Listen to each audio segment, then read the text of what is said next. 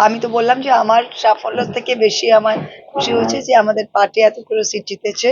আর আমাদের এই পুরো মিশনে আমরা সাকসেসফুল হয়েছি। অল ইন্ডিয়াতেও ইন্ডিয়া অ্যালায়েন্স এত ভালো করেছে, সেটাই সাফল্য। দিদি আজ বিজয় পথ ঢুকতে এখানে নরেন্দ্র মোদী বেশ কয়েকবার সভা করেছে, বিজেপি ঝাঁপিয়ে পড়েছিল, তার সত্ত্বেও জয়লাভ করলেন। এই দেখুন জয়ের জন্য মূলত কি দেখুন এইটা এইটা তো মোদির ভোট ছিল। উনি 543টা আসনে তিনি ক্যান্ডিডেট ছিলেন, বিজেপি বলেছিল 42-42টাই তিনি ক্যান্ডিডেট ছিলেন। তাই জনতা আহ, উত্তর দিয়েছে যে মোদিকে তারা চায় না। সে 543টার মধ্যে সিম্পল মেজরিটি 272 মোদিজি পাননি। পার্লামেন্টে কি গর্জন আপনার আরো বাড়বে?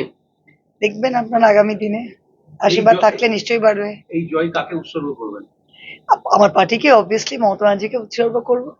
দিদি আপনার আপনার জয় কংগ্রেসের প্রায় 100 সিট এবং বিজেপির টার্গেট পয়েন্টে পৌঁছাতে না পারা সর্বভারতীয় রাজনীতিতে সেক্ষেত্রে কিরম বিচরণ হবে? এইটা দেখুন, এটা খুব সিম্পল। যে কোনোদিন ওই যে ভগবান মনে করা নিজেকে, যে গণদেবতার ঊর্ধ্বে আর কেউ নেই, যে মমতা এই যে নরেন্দ্র মোদী বলছে আমি নন বায়োলজিক্যাল, মা মারা গিয়েছে বলে আমি এখন ভগবান থেকে ভগবানের গর্ভ থেকে আমি জন্ম নিয়েছি। মানে এইসব পাগল টাইপের কথাবার্তা মানুষ ঠিক দিয়েছে। আর ভারতবর্ষ হচ্ছে আমরা ধর্মনিরপেক্ষ দেশ, সবাইকে এক চোখে দেখতে হবে।